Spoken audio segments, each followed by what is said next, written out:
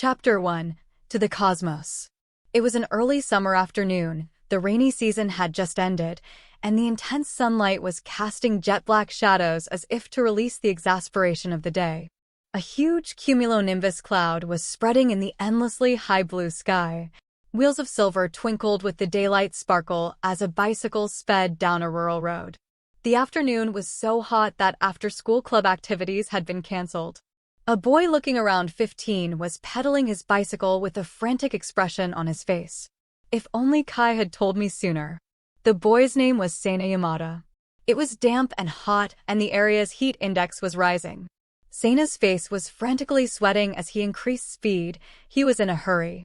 He left school and headed straight home without taking any detours when he came to a fork in the road. He glanced at the other route for a second before taking the path home. When he got home, he hit his foot on a pillar's corner. He changed his clothes and made a mistake with the buttons twice. He tripped down the hallway and fell down the stairs, and his bicycle's pedals slipped off like a slapstick Kansai region comedy show. This was ordinary for him. Anyways, he was in a great hurry to leave. I wonder why he was in such a hurry that he would come straight from school just to come and go like that. Well, the reason was a little bit bad, but he honestly had a good excuse. His destination was a house in Masaki village which lay just beyond a local mountain pass. It belonged to his classmate Kai, who had been his best friend since childhood. Of course, he was going to see his classmate to borrow porn magazines. At least that's what he said, but that was only a pretext, which wasn't really why he was in such a hurry. The real reason was the object of Seina's yearning. Kai's older sister, Kiriko Masaki, was returning home from her new job. As Seina began to pedal, the paved road roared. He put on his helmet to hide his unflattering buzz cut. His crew cut was just beginning to grow back. My precious Kiriko-san is returning. I hope she understands this when she sees it, he was grumbling because he was skin-headed from a bad decision. Only 2 weeks ago his hair began to look like that of a monk in training after it had been fixed. The details of the story were, one day Seina took a big fall down his house's stairs and severely hurt his head. And well, that was normal. Ouchie, he said as he got up and began rubbing the spot on his head that he had hit, then he fainted. That was rare. He was quickly packed into an ambulance and taken to the hospital. Luckily, he was completely healthy. He had no scratches on him whatsoever. They ran a complete physical, and the results did not show a thing wrong with him. He was instantly discharged from the hospital as one would expect. Somehow an error was made when transmitting his patient records, and no one discovered it. A rookie nurse confused Seina with a patient that required a craniotomy. While he was unconscious, they shaved his head about halfway. He woke up and objected, but it was too late to stop them. Roars of laughter came from the doctors as well as the inn and outpatients as he was released. It was an accident, the rookie nurse's training partner said. His hair was cut in a wacky style reminiscent of a reverse mohawk. And that, they had shaved it with a razor, which gave the added bonus of razor scratches. Hey, it looks good on you, Seina. You have a nicely shaped head. Their praise wasn't bringing him any comfort, and neither was the juice they gave to him. He was staring at the juice he had received. It was in a cup marked urine analysis. By the way, has this been used before? What's that, Seina? Can you say that again, Ikkyu-san? The next day at school, Seina was teased by his classmates over his hair. He still had to go to school even though he was hurt. His being hurt was inevitable. If he took a day off, the school would call because of the connotations. Unlucky occurrences were always guaranteed. He had a tendency toward injury, and above all else, this troubled crew-cut-haired boy was always in trouble's way. He had been continuously in a state of pain for quite a while. They teased him every time it happened. He ran his hands through his freshly fixed hair as he rode back home. He pondered his bad luck. This time it was a bit harsh on him. As he thought about it, gravel got in his front wheel, which caused his front wheel to lock up, causing his bike to flip out of control. What? He noticed a lot of things while spinning out of control. The ground, the bicycle's handle, the sky, and cabbage growing out of the soil. Shortly after, Seina's bicycle plunged into the field along the road. Karakarkara, went the wheel as it turned. A bunch of cicadas chirped in the distance. Now change scenes to a small store. The store had an old, almost faded sign on it that read Yamada Shop. This grocery and general goods store was also Seina's house.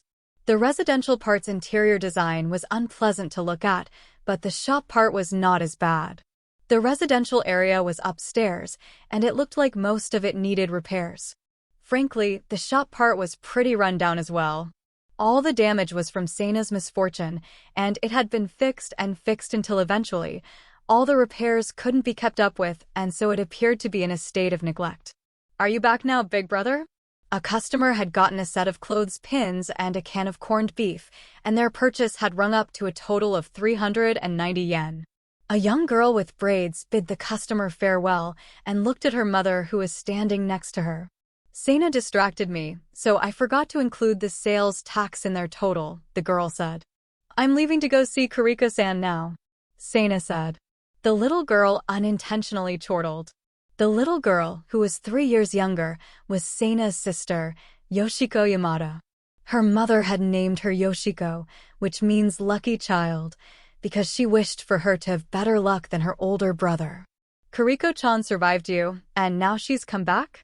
Are you really going to go visit her? If you do, give her my condolences," said Yoshiko, chortling again. The store was in a big empty neighborhood without any other convenience stores or supermarkets. Ordinarily, this would be a splendid and flourishing business, but Seina made customers avoid the place. "Really? The only good luck he ever had was meeting Kuriko-chan," said Yoshiko. "He used it all up," said the Yamada siblings' mother, Kyoko Yamada. She smiled happily while counting the 10-yen coins in the cash register. "But Mom, so far he's only met her." "It's a sad thing, isn't it?" Yoshiko said. That made Kyoko smile. "She's a compassionate child, isn't she?" Kyoko declared. That pitiable boy was still struggling to get his mind out of the gutter. "I'm going to go and see Kuriko after this." Since the time he was a troublesome young boy, Seina was looked after by a woman 5 years older than him. Even though Seina's bad luck also drew the people around him into numerous amounts of trouble, Kuriko never abandoned him. She had always affectionately taken care of him. As far as he was concerned, she was a goddess. However, recently, she had left town to find work because the chances of finding a job locally were very small. Because of this, she only had the opportunity to come home about once every 6 months. To Seina, those half years felt exactly like 1,000 years. But it wasn't. It had definitely been 6 months exactly. 1 day, 2 days, 1,000 years. The movement of time was a funny thing. And why was he going to see her for the first time this year? The reason was so he could talk to her, to tell her all the unfortunate things in his life and cry. It would be 6 months before she came home again, and Seina was on his way to go see her. The last time he went to see her, he had an accident halfway there, and despite having only minor injuries, he was administered sleeping pills and taken to the hospital. He eventually saw Kuriko, but only for a short while. He had to watch her walk away almost as soon as she got to the hospital. She had gotten an emergency call from work and had to leave in a hurry. But this time was different.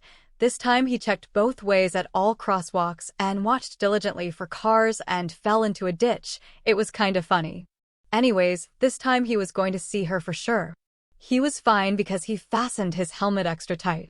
It had been a very long time since he had seen her, and he was hoping she would be kind about his hair situation. He had no doubt that she would at least notice it and give him a smile. "Now to go see Kuriko-san," he said. He smiled uncontrollably and bravely got back up. "Hey you, are you alright?" He heard the voice of the old woman who owned the field calling. Seina removed his bike from the field, leaving a hole. He apologized, dusted the dirt off his clothes, and politely paid the old woman for the damage before he gallantly straddled his bike. He had slightly scratched his elbow, but it was no big deal. As far as he was concerned, this amount of injury was nothing. God only knew how many times he had hurt himself on that bike since he got it. Sometimes he would fall into a rice field. Sometimes he would fall into a regular field. Sometimes he'd fall into a river. Every time he did, he usually sprained his knee or ankle or dislocated his shoulder. It wasn't as though Seina was the least bit careless. One can only wonder what % of those tumbles were due to his own error. As it stood, it couldn't be said whether this crash was due to bad luck or his own carelessness. No matter how careful, no matter how cautious, bad luck would hit Sena the second he gave it an opening. That was the only way to put it. If he went swimming, his swim trunks would rip. If he played ping pong, his opponent's ball would skip the net entirely and hit him in the face. If PE class had taught him anything, it was that it was pointless to try and avoid any volleyball headed towards his face. Etc., etc. It didn't matter what it was. Any variation of things that could go wrong would go wrong. It had been that way since he was born. After having suffered through so much misfortune, he found it difficult to consider anything that resulted in something that wasn't a major life-threatening accident to be any more than a minor nuisance. Usually, it was just a minor blooper, but some days it was like the other day when he ended up in the hospital. I wonder why me? He thought back to when he was very young and wondered how many times he had been through these ordeals. Sena's foot slipped as he put his foot on the pedal, and he fell over again. I wonder why this happens, he said. A few minutes later, Sena had arrived at a fork in the road. What should I do? Sena got off his bike. He thought about the two paths. The route on the right was flat, but there was a big mountain in the middle, and it would have taken a long time for him to go around it. In contrast, the left route crossed the mountain and was a quarter of the length, but it was an uphill ride. I can't decide. If I want to see Kiko as soon as possible, I should take the road that crosses the mountain. That is obvious. But there was a reason for Sena to hesitate to take the left route that crossed the mountain. Rumors wouldn't stop spreading about the route. Some people said they saw shiny flying things followed by sudden thunderous roars. Other people reported sudden localized rain showers. Some people saw strange-looking demons. Others reported seeing a ghostly woman flying in the sky. Naturally, there were a parade of stories about strange phenomena on that route. Ordinarily, it was a dangerous route for Sena. With his luck, he would most assuredly encounter one of these phenomena. Of course, because of the rumors, people naturally avoided the route. But it could have just been stories that parents told their kids to keep them from going down that route and getting lost. At any rate, for now this route seemed off limits. However, Sena considered it. He looked at the sky. The sun was still going to be out for a long while. There was not a cloud in the sky. It was the quickest way to get to Kiko. No, he shouldn't go that way, but it was to see Kiko. He felt like he had been put on the spot. Sena had to make a choice. He got on his bike and went down the mountain path. It was dense with lush trees. I used to come down here all the time with Tenchi-senpai. I'll be fine, he said. Tenchi was one of the 2 Masaki boys in town. He lived at the foot of the shrine that was in this mountain. He, Kiko, and Kai were all relatives. They shared the family name of Masaki. Tenchi, Sena, and Kai all used to play together as children at the shrine around here. Like Kiko, Tenchi also fell victim to Sena's bad luck, but didn't avoid him because of it. But Sena and Tenchi had grown apart as they grew up. Not because Tenchi wanted to avoid Sena's bad luck, but instead because Sena was much younger than Tenchi, and as he got older, he wanted to hang out with kids his own age from school. Now that I think of Tenchi, I remember there have been several rumors about him since he left high school. Doesn't he take this route to get back home? He thought while pedaling hard. I wonder if I saw him again after all these years, if he'd have any stories about seeing anything strange on this route. If people have seen strange things on this route, he's gotta have a few stories, he thought. He noticed the landscape changed from forest to fields. These were all Tenchi's family's fields. First there was a carrot field, after that was a carrot field, then another carrot field, and another carrot field, and another carrot field, and another carrot field, and another carrot field. Why so many carrot fields? If you were to look around, all you would see was carrot fields. I wonder if he sells them. Sena tilted his head. There's no one in Tenchi's family who is a farmer. Just as he thought about asking Tenchi about the matter, an unpleasant vibration ran through the rear wheel of the bicycle. The unevenness of the ground suddenly vibrated through Sena's body. It seemed he had a flat tire. This must be because of the route. No. With my luck this would have happened either way. Sena grumbled to himself as he opened the small toolbox on the back of his bike. For him, punctured tires, broken brake wires, and slipped bike chains were a daily occurrence. His repair kit was his way of compensating for that. In the case of a punctured tire, all he had to do was find the hole and fuse a rubber patch on it. Once you got used to it, it wasn't a difficult thing to do. However, he needed water to soak the inner tube so he could find the hole. The nearest place with water was the pond in front of Tenchi's house. Sena stopped his bike at the end of the road and went towards the Masaki house. Wow, it's gotten a lot bigger, he muttered as he noticed the house looked different from the last time he saw it. When he played with Tenchi in elementary school, it was still just a small one-story house. Even the new gateposts were unusual. There were logs painted in a pattern unfamiliar to Sena. The entrance had changed completely since he was there last. It wasn't uncommon for people to make extensions to and renovate old country houses. He remembered the tree Tenchi, Kai, and Sena used to climb. "Good afternoon, Tenchi-senpai. It's me, Sena Yamada." He called out to the household. No one answered. The front door was open, but there was nothing but a strange aura to be seen. It seemed like no one was home. "Well, isn't that nice?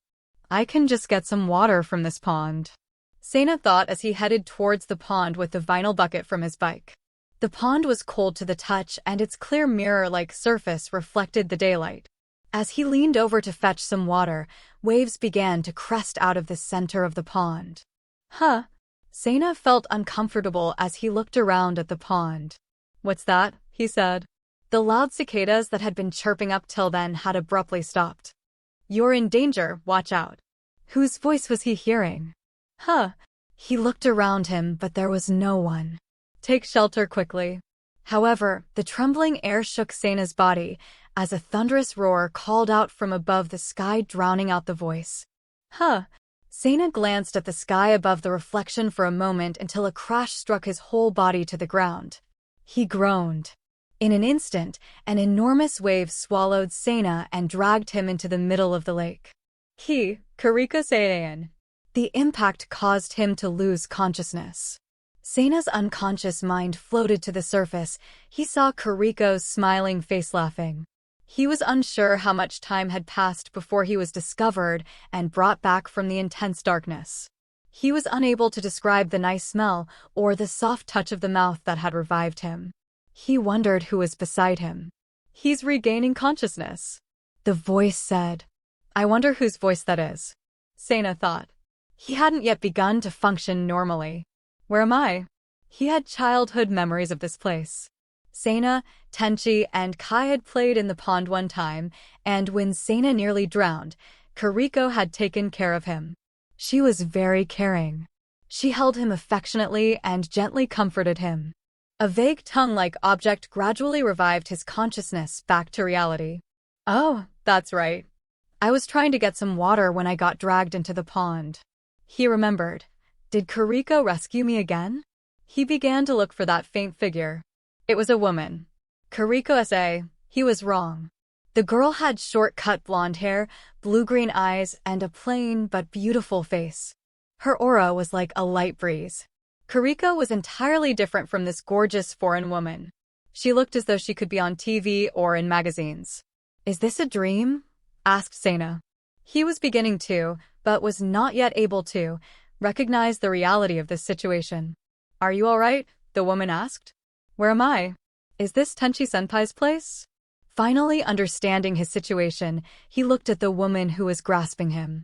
She opened her mouth and breathed a sigh of relief. "Great, you look like you're all right. It looked like you wouldn't wake up, I was worried." Thank you. For saving me, sort of." Sena turned bright red from ear to ear out of embarrassment and bowed to the woman in thanks. The woman breathed another big sigh of relief and began to ramble really fast. "How unpleasant. I'm sorry. Please excuse me. I've never been somewhere before that didn't have a landing beacon. I didn't know what to do. Haha. You're lucky I even landed here at all." She hit Sena in the shoulder in a friendly way. "I am," he asked. But that crash probably didn't cut you up as bad as Ryoko-san, or was it Aika-sama that did this?" Either way, I'd hate to have to spar with either of those two. The woman suddenly fell silent and began pondering something. Cicadas began singing, and before you knew it, only their chirps and the occasional sound of wind chimes echoed in the silence. Sena became unable to endure the silence. He noticed he had been lying on the woman's jacket. Excuse me, I didn't notice. Quickly, Sena brushed the dirt off her jacket and offered it to her. Huh? Oh, don't worry about that. Sena and the woman faced each other. The wind blew through her short straw-colored hair. The sweet scent tickled Sena's nose. Wah. What's the matter? Puzzled by his sudden reaction, the girl put her face up to Sena's beating chest. Sena stared at the woman, his heartbeat grew faster, and his breathing became rougher. If Sena were a normal boy, he would probably have had positive expectations about this situation.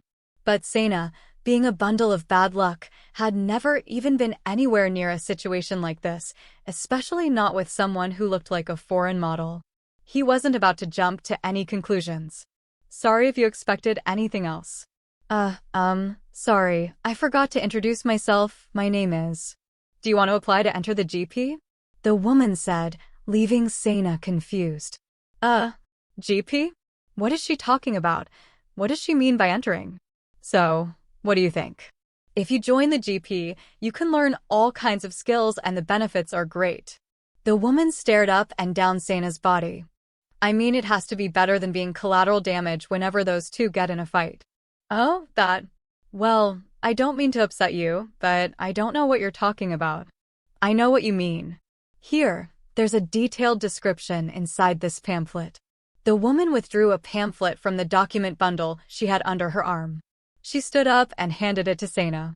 Wait, I have something else like this. Her wrist alarm began beeping. Not again. It looks like I'm out of time. This is bad. I gotta go soon. Can you give this to Tenchi for me? The woman gave Sena a separate set of documents from her collection. Give Tenchi-kun my best regards. The woman turned around and gently saluted. Oh, and once you're in the GP, don't forget to properly introduce yourself to me. My name is Amain Konak. Don't worry. It will let me know when you join. I'm trying to rack up referral points. The woman gave a wink. Hey, wait a second.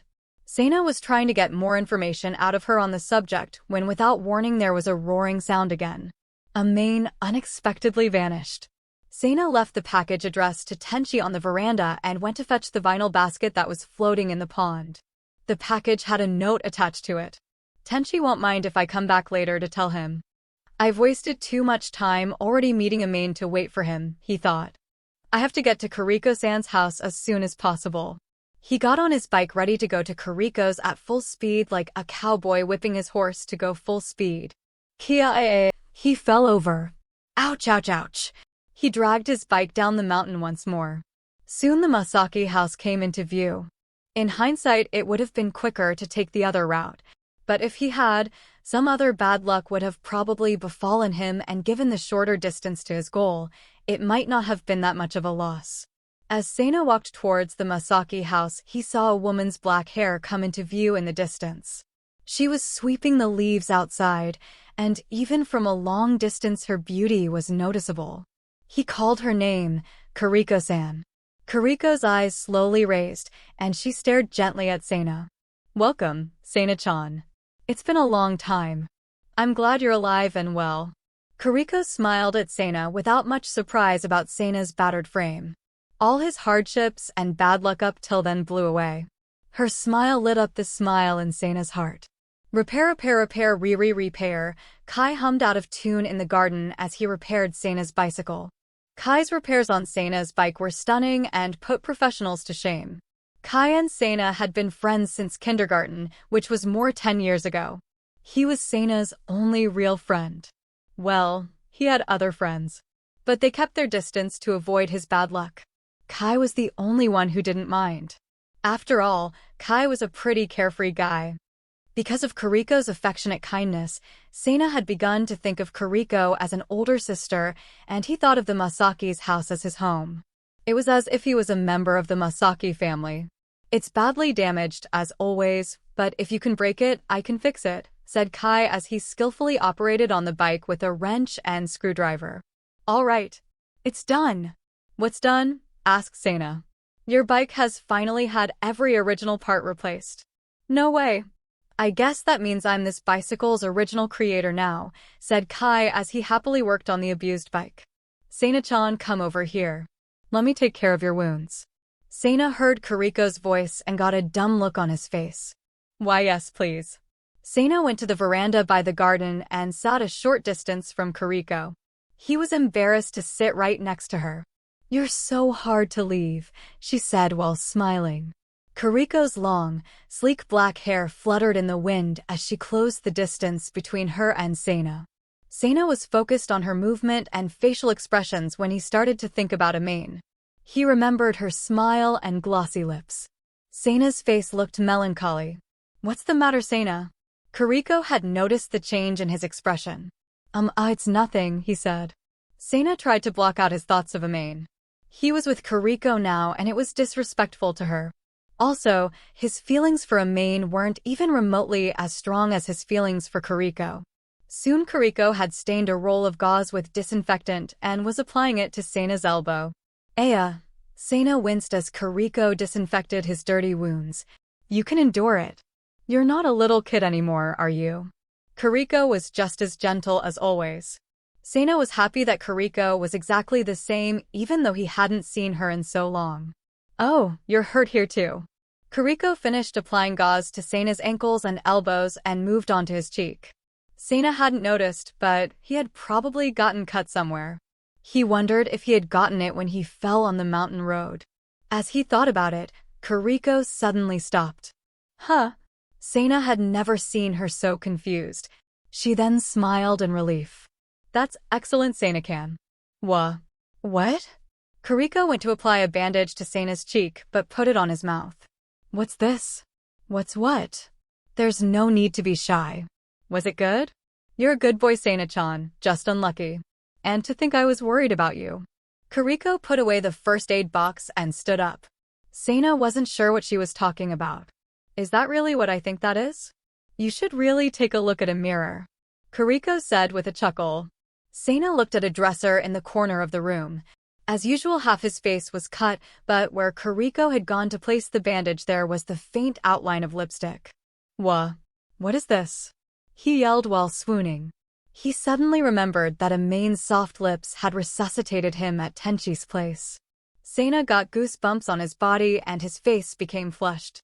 Of all things Kuriko could have seen, the number one worst thing would have been something to make her think he had a lover. Confused, he wiped off his lips and got up to run after Kuriko. Kuriko-san, this isn't what you think it is. I don't know whose lipstick that was, he said. Don't be embarrassed. Sena-chan, you're getting to be that age, aren't you? She said. Kuriko-san, please just give me a moment to explain. There's no relationship. It isn't like that. Is that so? She giggled. Is it a girl from class? I'm guessing it's a high school girl from the lipstick. Kuriko-chan. Well, I guess congratulations are in order. The first watermelon of the season has ripened. Give me a little while and I'll cut some for us. She said, winking. Kuriko went to the kitchen. Kuriko-sa. Sena hung his head in disappointment as Kai came into the room. It's pointless, you know. Don't worry, if she asks anyone about it, they will back up your story. That's right, certainly Kuriko would believe what other people said. So, who's the other woman? If there was another woman you would have heard about it. It was just someone who came by Tenchi's to deliver a package. So, the package came with a kiss? Well, I guess you could say that. He told Kai about what happened at Tenchi's. Kai looked at Sena with pity. What's that look for? That sounds like a fairy tale. I guess that makes you Sleeping Beauty. I'm not lying. Why would I make up something like that? I can't believe it! How could such a good thing happen to you? Give me a break. I got evidence, you know. She gave me a brochure. Suddenly he realized that the brochure he put in his bag was no longer there. Kai wasn't particularly interested in the pamphlet, but if he found it, he could have proven his story to Kuriko. It seemed he had put it down outside when his tire punctured. Sena shrugged it off. By the way, at this time he could no longer remember the voice that called out to him and warned him. It was as if his memory had been erased. Anyways, it seems I fell into the pond and drowned. Oh, is that so? Then she gave you CPR. Well, I see. If that's the case, you're pretty lucky. Well, that's a relief. Kai now seemed to believe him.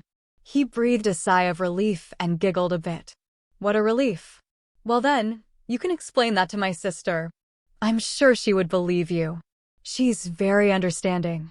Kiriko came back in with freshly cut watermelon. This was the moment for Sana to tell Kiriko. Kiriko's watermelon slices were hard to swallow. What's that, Kiriko? Sana had noticed that Kiriko had a bandage on her finger. I'm fine. It's not like it's a big scar or anything. I cut myself on accident. Eat up. This year's watermelon is even better than last year's. Let's eat. Suddenly, Kai reached out for a slice of watermelon. Look, Sana. Kai held his watermelon lengthwise in his left hand as he ate it. He held out a slice for Sana in his right. Thanks. Well then, let's eat. Sana stared at Kiriko's face while they ate watermelon. He was trying to tell if she was still mad over the lipstick. It seemed there was no way to clear up this misconception at the current time. It would seem his first meeting with Kiriko in a long while would have to end with the subtle sweetness of the first watermelon of the season. It was wonderful having you over. Come back anytime, said Kiriko politely as she saw Sana off. Sana looked out at the gloomy path home. The mountains ahead looked dark. The sun had sunk down to the other side of the mountains. It felt so sad, as if it were reacting to how Sana felt. Give your mother my best regards, she said with a smile and a song. She saw Sana as being like her younger brother, and so she was more than happy to have him visit. However, Sana was worried. He was going to have to explain from the beginning to Kiriko about the pamphlet and Amain. Well, he didn't have to, but it would have been too painful waiting another 6 months to tell her. It had become dusk, and so it felt more dangerous and creepier to Sana as he went home. He walked his bike home instead of riding it. His fear of running into strange phenomena on his route was stronger than his love of Kiriko. Oh, that's where it went. The bag in which he had put the pamphlet lay in the middle of the road. Fortunately, no one had passed by and taken it. If he had held on to it better before, then he wouldn't have been in this mess. Giving a wry, miserable smile, he picked up the muddy bag and put it in the bicycle's basket before straddling his bicycle again. Huh? What was that? Sana unexpectedly saw a white, shadowy figure fly overhead through the gaps in the trees. What is that? The thing he saw had defiantly been shaped like a person. He had just seen one of the eerie female figures that constituted the strange phenomena people spread rumors about. I didn't see anything. I'm not looking at anything, he told himself with a scared expression on his face. He began to pedal quickly. The white, shadowy figure disappeared from above and passed beside Sana. I don't see anything, I don't see anything, I don't see anything, I don't see anything, I don't see anything. Sana pedaled quickly through the gloomy mountains while screaming. He had the face on of someone for whom death was coming for.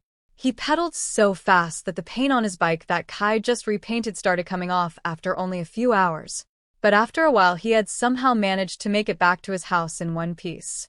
He felt dizzy and wandered to the bathroom to put his head over the toilet. But his stomach had been empty since the meal with Kiriko. His family was eating dinner, so he joined them instead. He looked at the pamphlet he had brought in. It had a logo drawn on the cover that said GP. It was made of something plastic-looking and had glittery writing. This thing's pretty elaborately designed. Though he had dropped it on the mountainside, it didn't have a single visible bruise. But Sana personally didn't notice those kinds of things. GP. The brave heroes of outer space. Guardians of peace who fight off a storm of evil. Recruiting young people. For the sake of the galaxy. You'll become a member and become popular with the opposite sex, too. Read the messily written quotes on the outside. What on earth is this thing? Said Sana instinctively. This reeks of some sort of advertisement for an amusement park or a movie, a low-budget movie. Amain must have been a marketing campaign promoter. That makes sense, although it doesn't quite explain what she was doing at Tenchi's. He thought, what's that? His younger sister Yoshiko asked, as she leaned forward. She had gotten bored of watching TV. It seems to be an advertising brochure for a movie or theme park attraction. Well then, can I take a look at it? No, I just got it. His mother Kyoko had just finished her meal and decided to join in on the conversation. Why does it say GP on it? I've never heard of that before. Seina began to flip through the pamphlet. Well, I don't know what it is, but it looks like a cheap movie. Maybe they're intentionally going for that look. Retro is very in right now. Talk like that went on for a while as Seina read the pamphlet until he suddenly stopped reading. There was a space for writing in one's personal information. Please enter the required information on the application to join. What's this? This must be a part of the advertising campaign. We should fill it out. Yoshiko said in amazement. They thought maybe it was a sweepstakes to find someone to play an extra in the movie or a sign up for a fan club. Oh, how splendid. How would you like to apply? It's not like you have any after-school activities that it would get in the way of. How absurd. Seina thought to himself that maybe if he joined up he could be part of advertising this thing and maybe he'd get to see Amain again. No, wait a moment.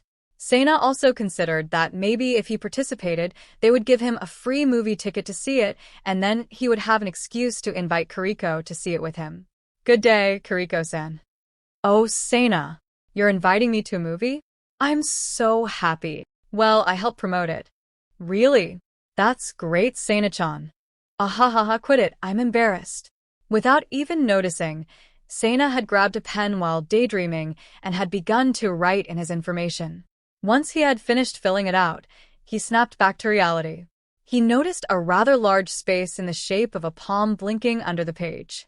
He wondered if they had used some kind of special ink. What is this? Aren't you going to put your palm on it? Something feels off. The handprint-shaped spot blinked as he looked at it. He wasn't sure what to do. An indescribable feeling discouraged him. But behind Seina, Kyoko was looking at the pamphlet and laughing. You've got to put your hand on that spot. Hey, wait a second, Mom. A dogfight broke out as Kyoko grabbed his arm and tried to put his hand on the spot while Seina desperately resisted. Seina may have been a strong young adolescent, but Kyoko was strong from stacking shelves with canned goods and beer all day, so they were pretty evenly matched. Yoshiko cheered on her mother as Seina's fate lay in the balance. Don't be afraid, Seina. I don't want to. Go, Mom. Big brother can't keep this up for much longer. What's the matter? Just do it. When Kyoko pushed Seina forward, Seina pushed back, and when Seina pushed back, Kyoko pushed him forward again. Dad, help me please. If the two women of the household were conspiring together, then he had no choice but to ask for help from the only other man.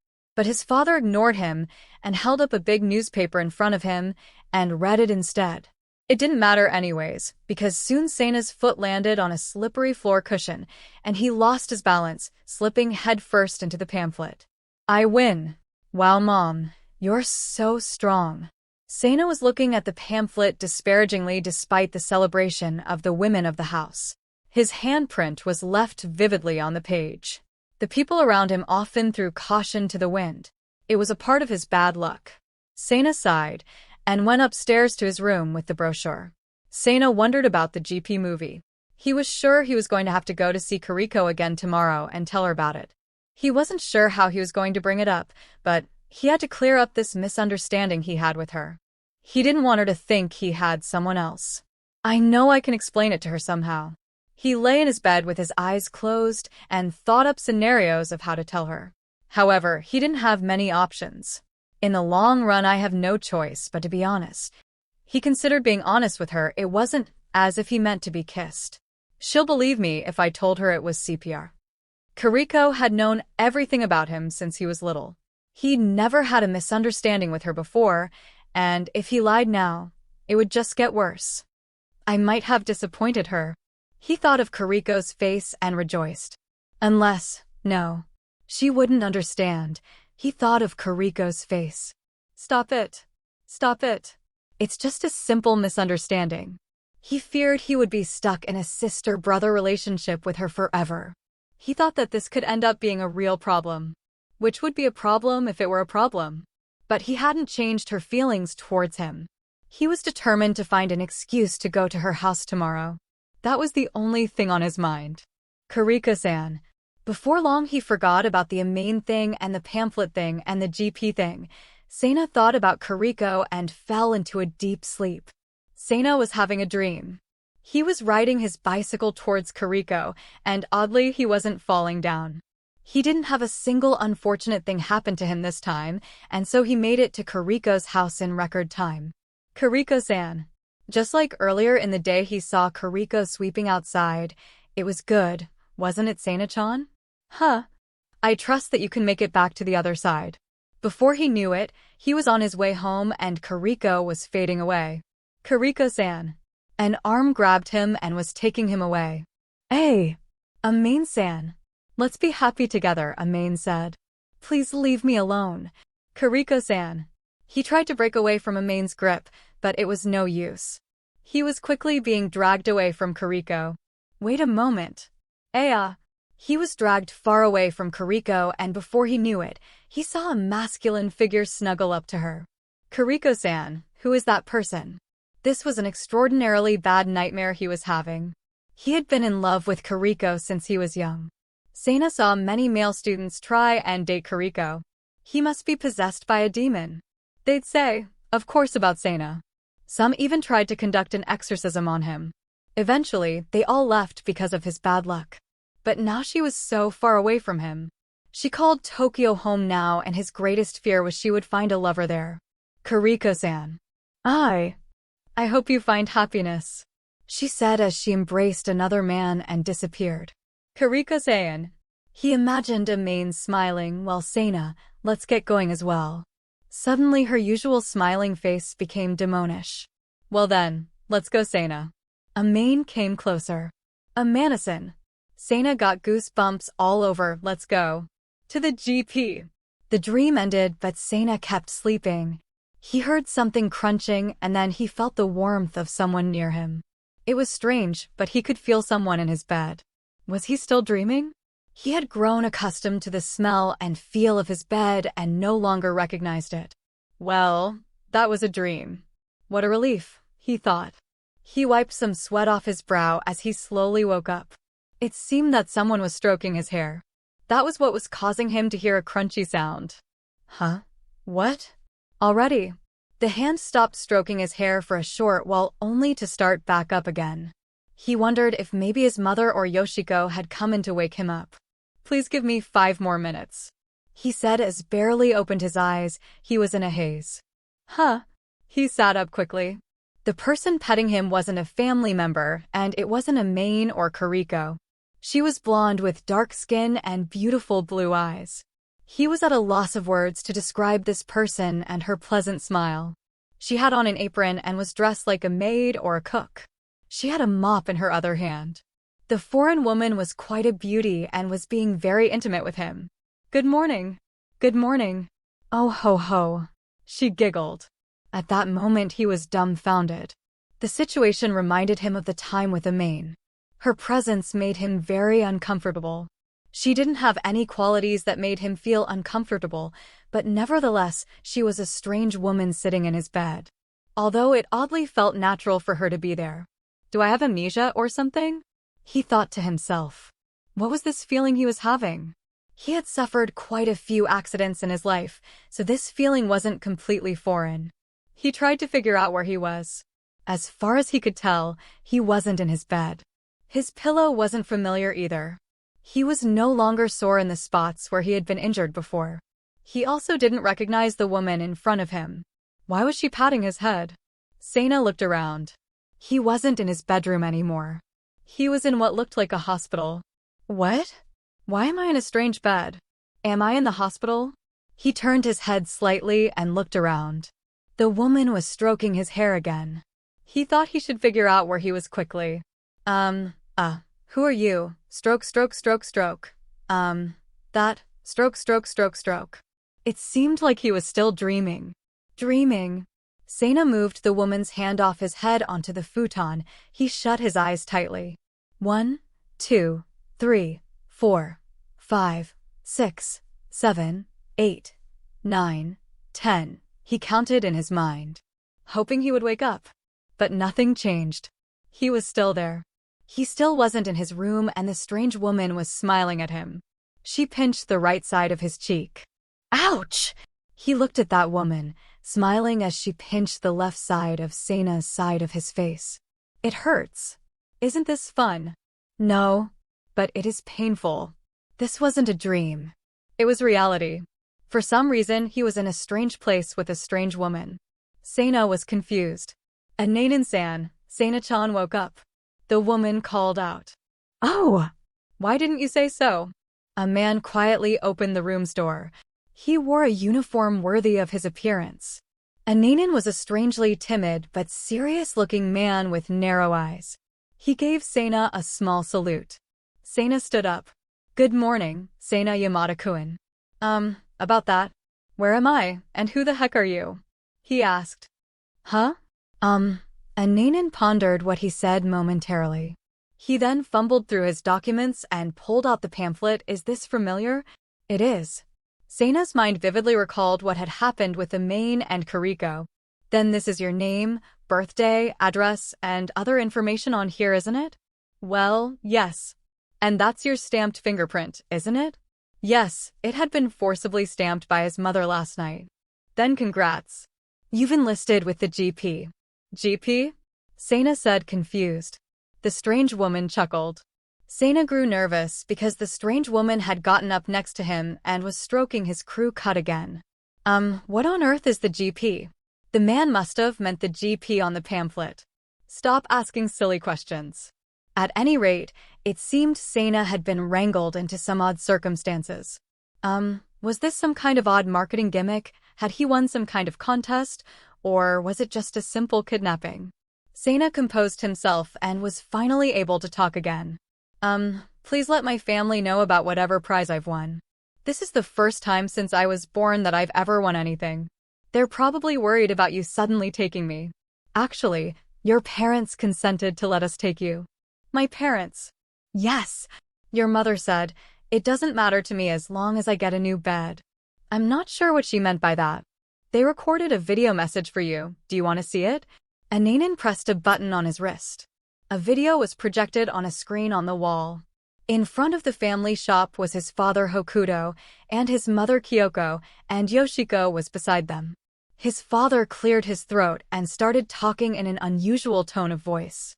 He was not accustomed to recording videos. Say, Seina, you're my son. It seems the eldest son of the Yamada home has grown up. I hope you're doing all right. Why wouldn't I be all right? Seina quipped back in his mind. Seina, this is your mother. And this is Yoshiko. Seina's mouth was left ajar from watching the screen. To be honest, we couldn't say too much before, but your injuries and doctor bills and such aren't trivial, and Yoshiko will be graduating from junior high next year. Seina's dad wrapped up his speech abruptly and the camera panned to Yoshiko. You see, when you're not here we make a lot of sales. You know that. I'm pretty sure you're bad luck. I'm sure you'll be safe wherever you go, and well, you could say this is a troubling matter. Rumor has it your teachers are hesitant to help you get into high school. It doesn't help that it's not compulsory education, so they don't have to. The GP said they would get you into school and that they would pay for your medical bills. So, you're giving mom and dad peace of mind. Yoshiko said as she nonchalantly wiped her tears with a handkerchief. She wasn't actually sad. She was crying tears of joy. What? Anyways, I hope you're doing all right. This angered Seina. Although he was shocked that his teachers were planning to ostracize him from high school, he was even more surprised that the GP had accepted him. Although this felt a bit like he was being thrown to the wolves by his parents. So naturally, he was angry. Work hard and don't come back home until you've reached greatness. Oh, and forget about your allowance, said Kyoko as she grinned ear to ear, mercilessly revealing her true intentions. As the video was reaching its end, Seina couldn't help but feel discouraged. Oddly, Ananan was standing next to Seina crying. The video had deeply moved him to tears. Is this a joke? You can't hold me here against my will. There are laws against human trafficking, he said angrily to the woman still caressing his head. Oh, but didn't you sign the contract? Why, yes, I did. That pamphlet was a contract. When you filled it out and signed it, you legally signed your life away, she said. Farewell, Seina. his father said on the screen. Sena, goodbye, said his mother. Bye, big brother. Your family will miss you, said Yoshiko. His family smiled together on the screen, and then a title card that said the end appeared and the credits began to roll. What family? Sena stood up with anger in his eyes as the screen disappears. I'm leaving. Okay. He angrily glanced at Ananin, whose eyes were red from crying. I don't care about the consent agreement. Which way is the train? That would be a bit difficult, it's not like there are any stations nearby, said Ananin, looking agitated. Then I'll take the bus. That won't work either. So, we're way out in the countryside? No, we aren't. Oh, I see. Oh, sorry. Can I borrow the transportation cost then? I can always pay you back when I get home. What Sena was saying didn't make sense to Ananin, and perplexed, he looked at the strange woman. What do you mean, Sena-chan? Do you not know what the GP is? She asked. No. The GP isn't an amusement park attraction, is it? Ananin looked shocked to hear those words. Amusement park? Ananin nodded his head sharply. I thought it was odd to see Sena-kun's developing civilization's solar system. Ananin pressed the button on his wrist again. Huh. Quiethian. This made the mechanism above Sena make a loud sound. Instantly, the walls and ceilings became transparent. A huge dome-shaped roof appeared. The dome slowly opened. Scenery burst from that opening. Sena looked up at it. Whoa! The dark space reflected a myriad of stars. The dome opened and spread out to reveal the dark void of outer space. The Milky Way covered the entire sky. There was no horizon. The view was clearly different from the Earth. Sena had no choice but to be dumbfounded. Ananin smiled. Sena was in outer space. He was definitely in outer space. G is for galaxy, P is for police. The GP is the law enforcement agency of the Galaxy Federation Alliance. Galaxy Police, G.P. Until then, Sena had thought that impossible.